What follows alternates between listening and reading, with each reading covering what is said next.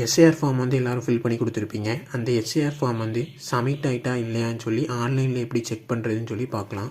இதுக்கு உங்கள் மொபைலில் கூகுள் ஓப்பன் பண்ணிக்கோங்க. அதில் நான் டைப் பண்ணுறத வந்து அப்படியே சர்ச் பண்ணிக்கோங்க.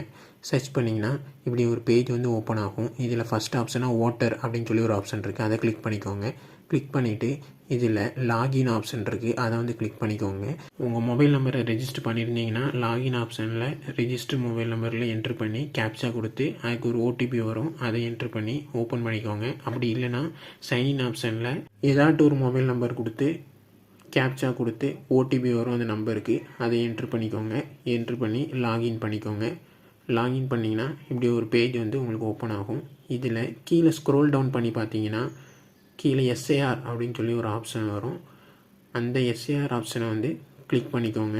ஸ்பெஷல் இன்டென்சிவ் ரிவிஷன் இருக்குது, அதில் ஃபஸ்ட் ஆப்ஷனை கிளிக் பண்ணிக்கோங்க. செலக்ட் ஸ்டேட் அப்படிங்கிற ஆப்ஷனில் உங்கள் ஸ்டேட்டை வந்து சூஸ் பண்ணிக்கோங்க.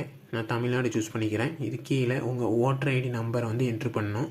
என்ட்ரு பண்ணிங்கன்னா கீழே இப்படி your form has already been submitted, உங்கள் எஸ்ஏஆர் ஃபார்ம் வந்து சப்மிட் ஆகிட்டு அப்படின்னு அர்த்தம்.